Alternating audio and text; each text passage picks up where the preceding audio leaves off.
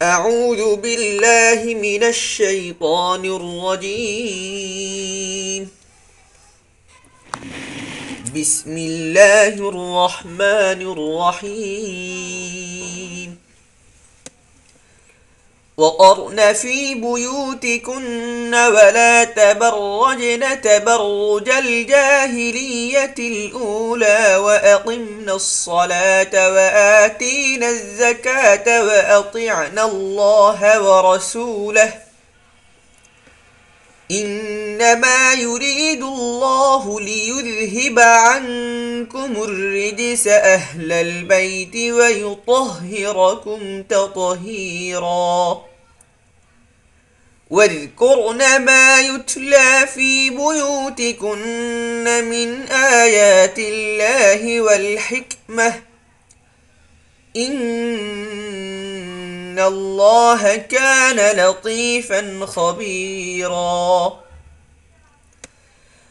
إن المسلمين والمسلمات والمؤمنين والمؤمنات والقانتين والقانتات والصادقين والصادقات والصابرين والصابرات والخاشعين والخاشعات والمتصدقين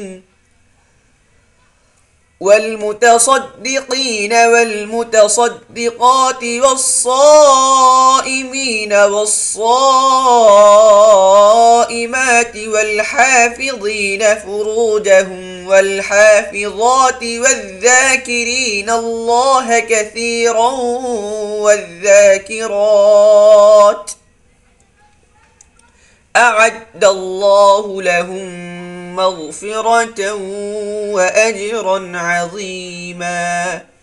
إن الحمد لله والصلاة والسلام على نبي الله وبعد. درس القرآن আজকের এই আয়াতগুলি আল্লাহ পাক রব্বুল আলামিন পবিত্র কুরআনুল কারীমের সূরা আহজাবের 33 থেকে 35 নম্বর আয়াতের মধ্যে আল্লাহ সুবহানাহু ওয়া তাআলা বলেন, নিজেদের গৃহদের মধ্যে অবস্থান করো এবং পূর্বের জাহিলি যুগের মতো সাজসজ্জা দেখিয়ে বেরিও না। নামাজ কায়েম করো, যাকাত প্রদান করো, আল্লাহ তাআলা এবং তার রাসূলের আনুগত্য করো। আল্লাহ তো চান তোমাদের নবী পরিবার থেকে ত্রুটি দূর করতে এবং তোমাদের পুরোপুরি এক পবিত্র করে দিতে। আল্লাহ তাআলা আল্লাহর আয়াত ও জ্ঞানের যেসব কথা তোমাদের গৃহে শোনানো হয় তা মনে রেখো। অবশ্যই আল্লাহ তাআলা সূক্ষ্মদর্শী এবং সকল বিষয়ে সম্যক অবহিত। একথা সুনিশ্চিত যে পুরুষ ও নারী মুসলিম মুমিন হুকুমের আনুগত্য, সত্যবাদিতা, সবরকারী, আল্লাহর সামনে বিনত, সাদকা দানকারী, রোজা পালনকারী, নিজেদের লজ্জাস্থান হেফাজতকারী, আল্লাহকে বেশি বেশি স্মরণকারী, আর আল্লাহ তাআলা তাদের জন্য মাগফিরাত ও প্রতিদানের ব্যবস্থা করে রেখেছেন। নামকরণ সূরাটির 20 নং আয়াতে ইয়াহসাবুনাল আহজাব লাম ইয়াযহাবু থেকে আহজাব শব্দটি থেকে এই সূরার নামকরণ করা হয়েছে সূরা আল আহজাব। সূরাটি 5ম হিজরি শাওয়াল মাসে নাজিল হয়। এতে 3টি গুরুত্বপূর্ণ বিষয় আলোচনা করা হয়। 1. আহজাবের যুদ্ধ, এটি 5ম হিজরির শাওয়াল মাসে সংঘটিত হয়েছিল। 2. বনু কুরাইজার যুদ্ধ 5ম হিজরির জিলকদ মাসে সংঘটিত হয়েছিল। 3. হযরত জয়নব রাদিয়াল্লাহু তাআলার সাথে রাসূলুল্লাহ সাল্লাল্লাহু আলাইহি ওয়াসাল্লামের বিয়ে, এটিও একই বছর জিলকদ মাসে অনুষ্ঠিত হয়েছিল। এই ঐতিহাসিক ঘটনাবলীর মাধ্যমে সূরা নাজিল হওয়ার সময়কাল যথাবিহিতভাবে নির্ধারিত হওয়া যায়। প্রথম উক্ত আলোচ্য 5 আয়াতের বিষয় হলো 33 থেকে 34 নম্বর আয়াতে নবী সাল্লাল্লাহু আলাইহি সাল্লামের জন্য স্ত্রীদের জন্য বিশেষ বিধান প্রদান করা হয়েছে। 35 নম্বর আয়াতে মুমিনদের বিশেষ গুণাবলীর কথা উল্লেখ করা হয়েছে। ব্যাখ্যা বা তাফসীর। অকরনা ফি বুয়ুতিকুন্না 33 নম্বর আয়াতের অর্থ দাঁড়ায় নবী সাল্লাল্লাহু আলাইহি সাল্লাম নবীর আসল অবস্থান ক্ষেত্র হচ্ছে তার গৃহ। কেবল প্রয়োজন ক্ষেত্রে সে গৃহের বাইরে বের হতে পারে। ইবনে কাসিরের এটি উল্লেখ রয়েছে। আয়াতের শব্দাবলী থেকে এর অর্থ প্রকাশ হচ্ছে এই যে নবী সাল্লাল্লাহু আলাইহি সাল্লাম হাদিস থেকে আরও বেশি স্পষ্ট হয়ে যায়, অথবা এই বিষয়টি রাসূলুল্লাহ সাল্লাল্লাহু আলাইহি সাল্লামের হাদিস থেকে আরও স্পষ্টভাবে আমরা জানতে পারি। মুজাহিদ তো তখনই স্থিরচিত্তে আল্লাহর পথে লড়াই করতে পারে যখন নিজের ঘরের দিক থেকে সে পূর্ণ নিশ্চিত থাকতে পারে তার স্ত্রী, তার গৃহস্থলী এবং সন্তানদের আগলে রাখবে এবং তার অবর্তমানে তার স্ত্রী কোনো অঘটন ঘটাবে না এবং এ ব্যাপারে সে পুরোপুরি আশঙ্কামুক্ত থাকবে। যে স্ত্রী তার স্বামীকে এই নিশ্চয়তা দান করবে যে সে ঘরে বসেও তার জিহাদের পুরোপুরি অংশীদার হবে।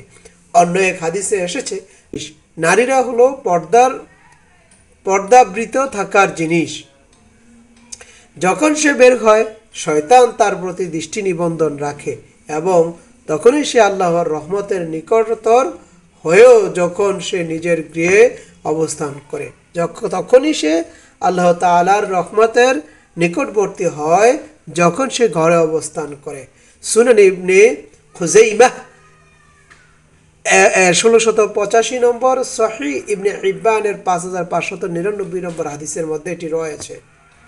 ওয়ালা তাবাররাজনা তাবাররাজাল জাহিলিয়াতিল উলা।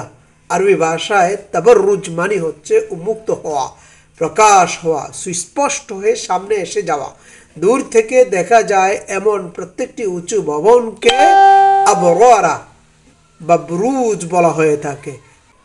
প্রাসাদের বাইরের অংশকে বা উচ্চ স্থান থেকে দেখা যায় বলে একে বলা হয় বারজা।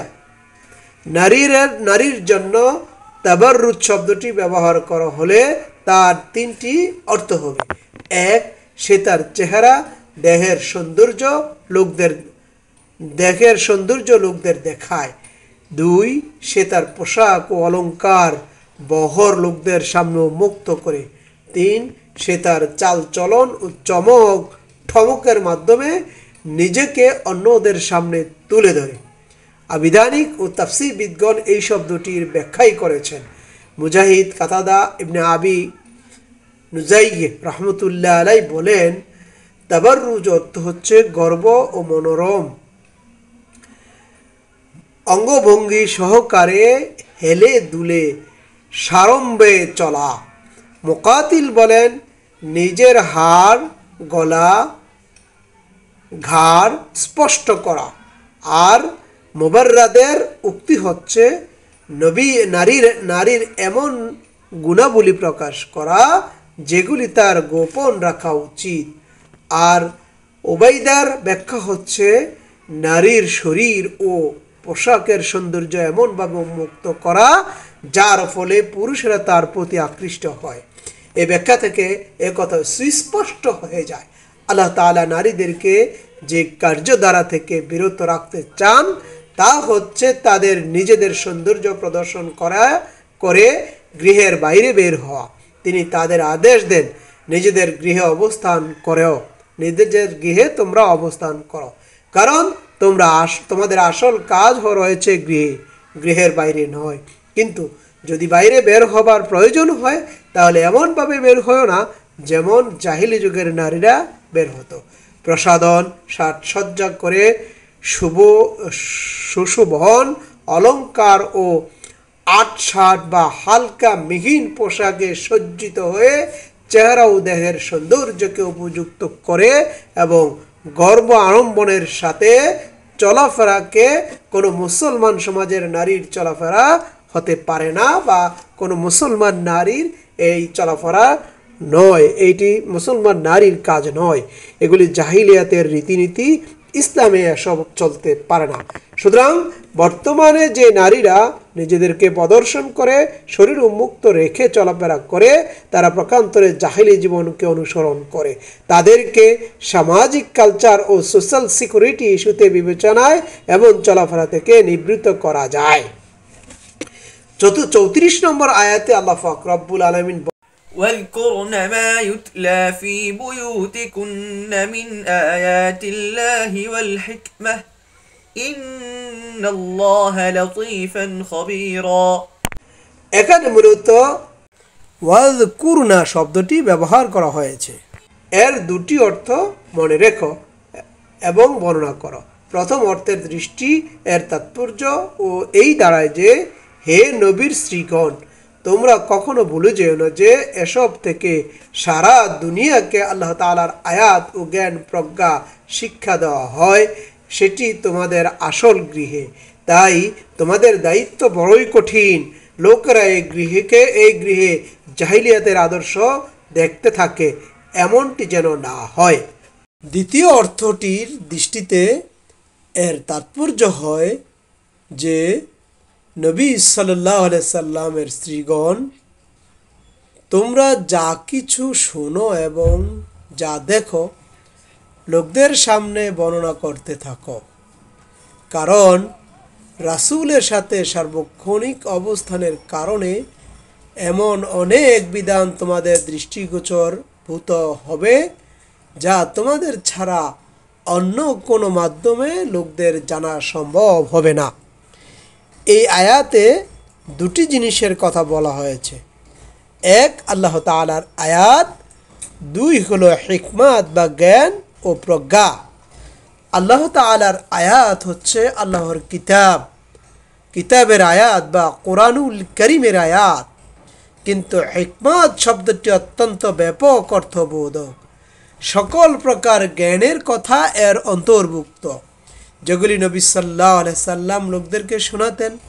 আল্লাহর কিতাব শিক্ষার উপরও এই শব্দটি প্রযোজ্য হতে পারে, কিন্তু কেবলমাত্র তার মধ্যেই এটি একে সীমাবদ্ধ করে দেবার সপক্ষে কোনো প্রমাণ নেই। কোরআনের আয়াত শোনানো ছাড়াও নবী সাল্লাল্লাহু আলাইহি সাল্লাম নিজের জীবনের পবিত্র ও নৈতিক চরিত্র ও নিজের কথার মাধ্যমে যে হিকমত শিক্ষা দিতেন, তাও অপরিহার্যভাবে এর অন্তর্ভুক্ত। ইন্নাল্লাহা কানা লাতীফান খবীরা, অর্থাৎ মানুষ কোথা থেকে বের হয় সে ব্যাপারে আল্লাহ তাআলা সূক্ষ্মভাবে জানেন, এবং সে কোথায় থাকে, তার অবস্থান স্থল কোথায়, এ ব্যাপারেও মহান আল্লাহ পাক রব্বুল আলামিন সূক্ষ্মভাবে অবগত। ইবনে কাসিরে এই ব্যাখ্যা বলা হয়েছে, আল্লাহ তাআলা সূক্ষ্মদর্শী এবং গোপনে ও অতি সংগোপনে রাখা কথাও তিনি জানেন।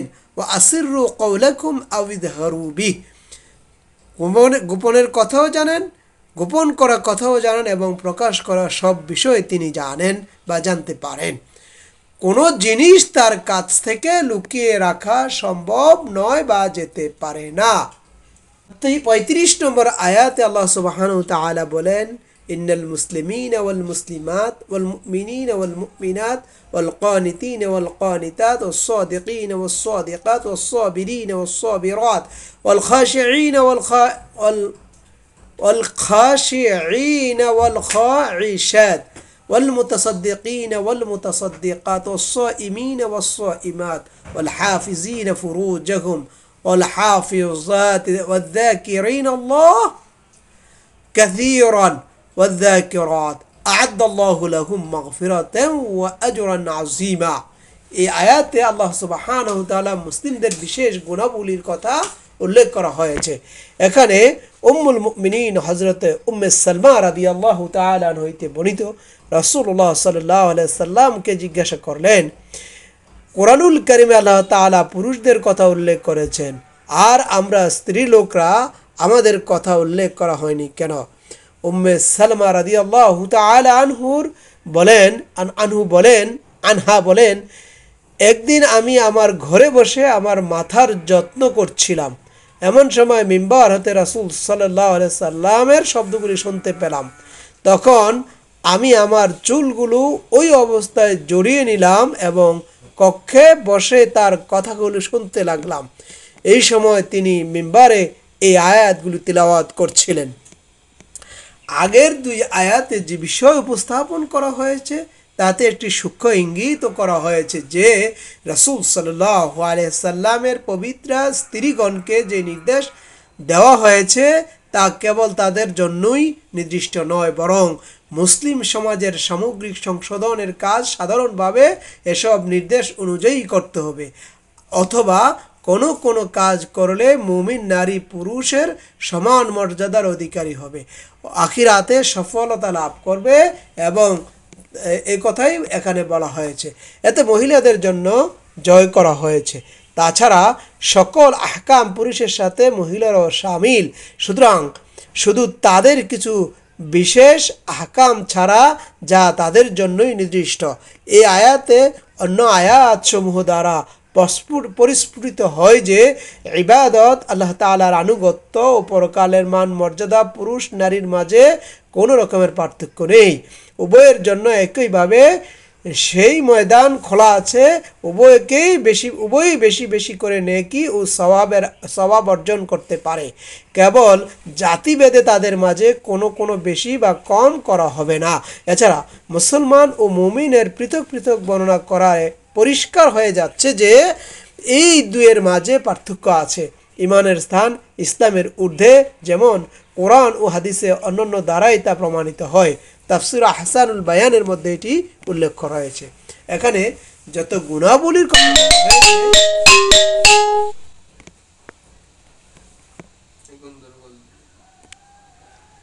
এখানে মুসলমানের যত গুণাবলীর কথা বলা হয়েছে, যেমন মুসলিম পুরুষ, মুসলিম নারী, মুমিন পুরুষ, মুমিন নারী, অনুগত পুরুষ, অনুগত নারী, সত্যনিষ্ঠ পুরুষ, সত্যনিষ্ঠ নারী, ধৈর্যশীল পুরুষ, ধৈর্যশীল নারী, বিনয়ী পুরুষ, বিনয়ী নারী, দানশীল পুরুষ, দানশীল নারী, রোজা পালনকারী পুরুষ, রোজা পালনকারী নারী, যৌনাঙ্গের সুরক্ষাকারী পুরুষ, যৌনাঙ্গের সুরক্ষাকারিণী নারী, আল্লাহকে অধিক স্মরণকারী পুরুষ, আল্লাহকে অধিক স্মরণকারিণী নারী। নারীদের জন্য মহান আল্লাহ তাআলা প্রস্তুত রেখেছেন ক্ষমা ও মহা প্রতিদান। এ সকল গুণের অনেক ব্যাখ্যা রয়েছে। এত বিশদ বর্ণনা এত অল্প পরিসরে সম্ভব নয়। এজন্য দ্বারা আল্লাহ তাআলাকে অধিক স্মরণকারী পুরুষ ও আল্লাহ তাআলাকে অধিক স্মরণকারিণী নারীদের কি করণীয় হতে পারে তা আলোকপাত করা হলো। আল্লাহ তাআলাকে বেশি বেশি স্মরণ করার অর্থ হচ্ছে জীবনের সকল কর্মে, কার্যে, সমস্ত ব্যাপারেই সবসময় যেন মানুষের মুখে আল্লাহ তাআলার নাম এসে যায়। মানুষের মনে আল্লাহ তাআলার চিন্তা পুরোপুরি থাকে এবং সর্বব্যাপী আসন গেড়ে না বসা পর্যন্ত এ ধরনের অবস্থা তার মনে সৃষ্টি হয় না।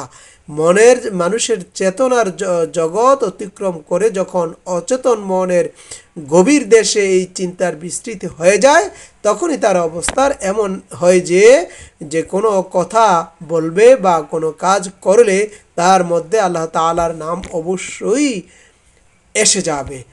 আর আহার করলে বিসমিল্লাহ বলবে, বিসমিল্লাহ বলে শুরু করবে, আর আহার শেষে আলহামদুলিল্লাহ বলবে।